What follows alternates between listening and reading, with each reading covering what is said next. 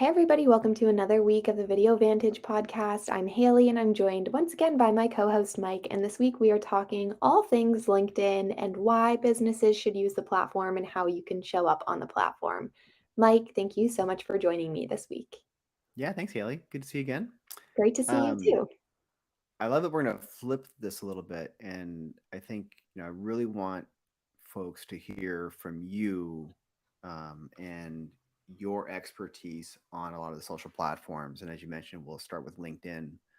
But I'd love just to maybe just get started off by just can you just give us a quick overview of why you think LinkedIn is a valuable platform for brands and how you see it different and how it differentiates itself from other platforms?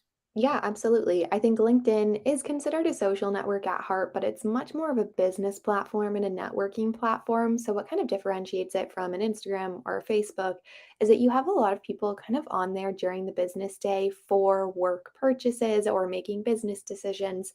So, you can kind of show up as a brand there. And if you build a solid reputation and you have a good presence, it can be a really great place to increase your brand reach and honestly even drive sales if that's something you're looking to do through social. Yeah, like we do see brands on platforms like Instagram and TikTok. I mean, we have a big presence there. But how do you think about when a brand's trying to think about like should they be on what should they post on LinkedIn, what should they post on Instagram or Facebook? Like how do you approach that? Totally. I think it really all comes down to what your goals are for that platform. On LinkedIn, you kind of have an interesting mix where you can talk about your product or whatever it is you're selling, or you can also go the networking side and the brand and employee engagement side and kind of position yourself as a great brand to work for. So I know a lot of companies use it as a hiring platform. That's the main place that they'll post their job ads. And if Hmm. that's the case, oftentimes they focus their LinkedIn content. Sometimes their people team may even run their LinkedIn page as opposed to their marketing team. And it'll be more kind of behind the scenes of what it's like to look there, work there. Who are the different employees? What are they doing? Why should you apply? Kind of employee perks and things like that. The other route you could take if you're maybe not hiring right now, or if you are, for example, a B2B company, B2B companies tend to focus a little bit more on the product posts on LinkedIn. So, posting about new features, kind of showing Mm, off the functionality of your product. So, I think it really all does come down to what are your goals for that platform and what are you looking to get out of your posts there? cool. So when we think about, oftentimes when I want to hear the word brand, right, I think of a larger organization. But I also think, I see people posting, um, on their personal profiles, and they're trying to build a brand for themselves, right? Absolutely. So how do you think someone should go about creating content if they're trying to increase or build their own personal brand on LinkedIn? And Mhm. what are the things they should really focus on? Yeah, I think personal brands on LinkedIn are so valuable, not only for increasing your job opportunities if you're on the market, but they kind of help establish your credibility. And in turn, the company that you work for, it helps build their credibility as well. So if you want to build a personal brand on LinkedIn, I think you should identify what area you want your personal brand to fall in. Do you want to be about marketing or about hiring? And I feel like it's pretty common that the niche of your personal brand will probably be similar or related to the job that you're currently doing. And then what we've seen and what we've talked about in past episodes is there's a Mhm. really big trend to kind of that authenticity and being transparent. So showing behind the scenes, talking about new products that you're building, talking about maybe some barriers that your team's faced or a new product you found that you really love, and just kind of posting those things out and engaging with other people. I think the hardest part is getting started. So if you want to start building your personal brand, just jump right in and go for it. Don't spend too much time worrying about the specific content that you're posting because you'll kind of get into a cadence and you'll see what's getting engagement and what's not, and you can tweak based on that. Yeah, it's a really good point just about just getting started. Because I think a lot of folks, myself included, when you want to start something, you might get frozen because you're like, well, I don't know which topic to pick.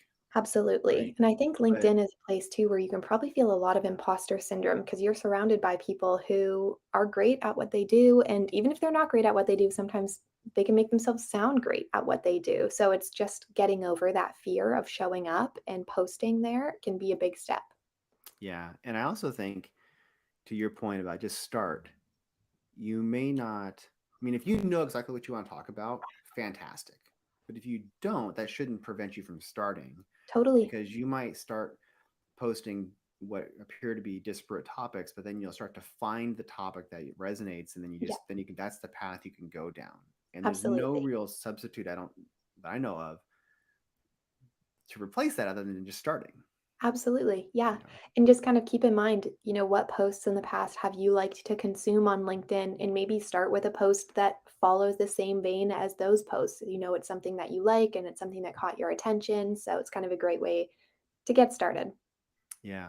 So when I guess this I don't know if the answer is different for different people, like for whether it's individuals or brands, but I think startup companies probably want to develop some kind of thought leadership so that it can show off that to people who are prospecting, like, oh, this company is a thought leader in fill in the blank topic, right? Totally. Or this individual is a thought leader in their area. Maybe I want to reach out to them for a consulting thing or maybe a job opportunity, whatever.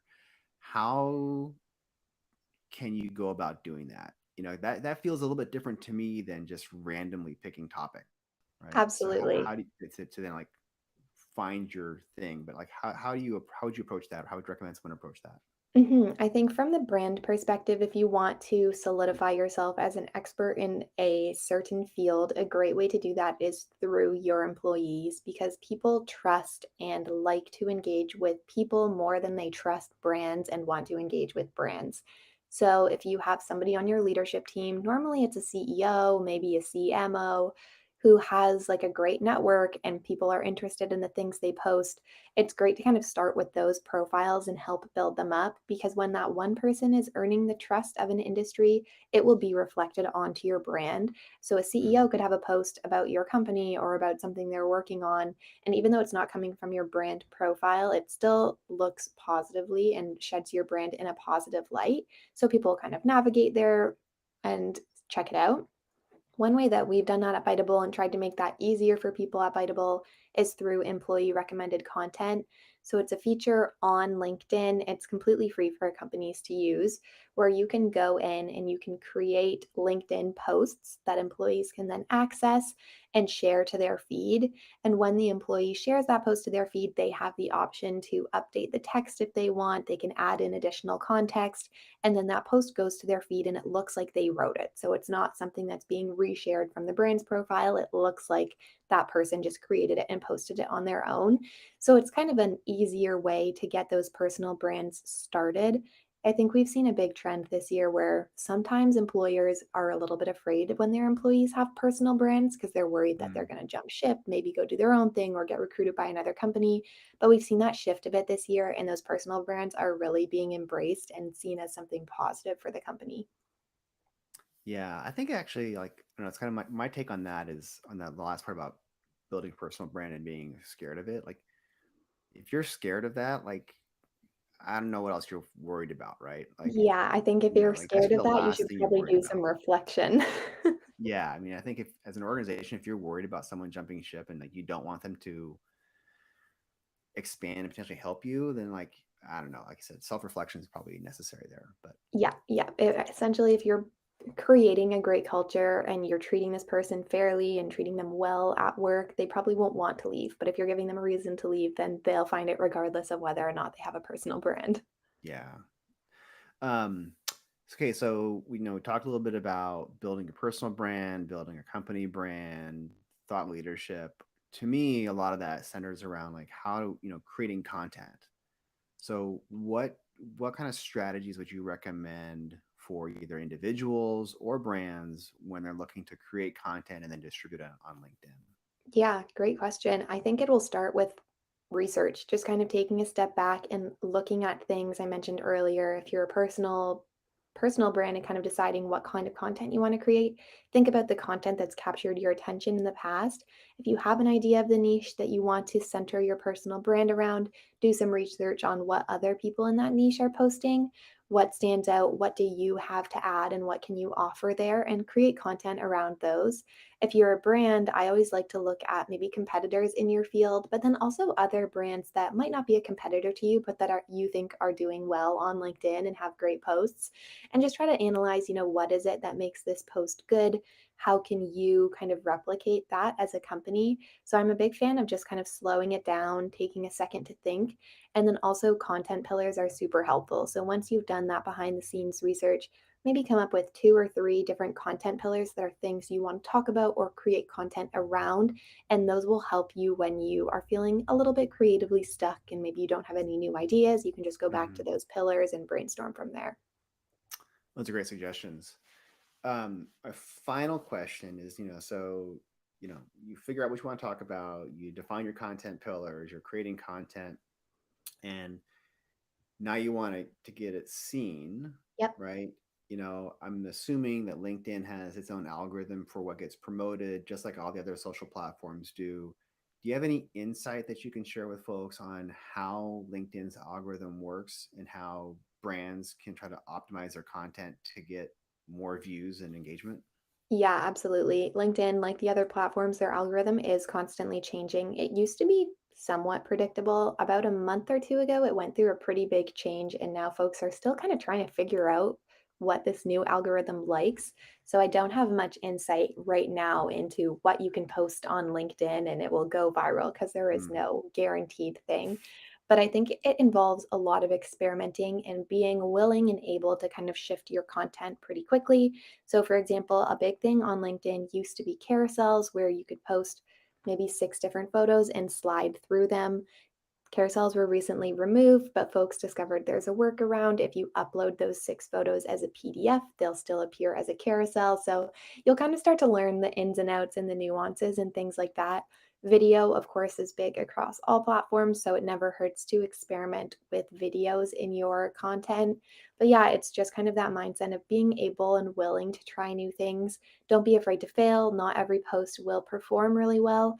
And I think if you're still struggling to get that engagement, or if you're starting from scratch and you don't have much of a community there yet, don't forget that social isn't a one-way street. You really have to engage with other people's posts as well. So if you're stuck and you think your posts are great, but they're not being seen by many people, go and spend some time engaging with other posts and start building up the community that way. And then your posts will in turn reach more people. that's a great suggestion about engaging with other people's content, because I think if you're promoting your own content and you have something valuable to say, it's likely you have something valuable to add to another conversation. So, Absolutely. Yeah. And sometimes you might see somebody's post and think, this is a fantastic post. I love everything about it, but I don't really have anything to add to it. If that's the case, you could offer a nice comment on their original post and you can always repost it to their feed too and just engage with, or to your feed and engage with it that way. So there's lots of different ways to kind of go about and create your own content or share other content. awesome. Well, Haley, I think that's a great place to pause and wrap it up until next week. So I guess I'm not used to doing the close, so I'm not really This even is your sure how first to time do it. closing it So out. Well, I can take it over, don't worry. Thanks, Mike, for interviewing me this week. It was great to chat with you, and thank you to everyone who tuned in. We'll see you again next week for another episode of the Video Vantage. Bye.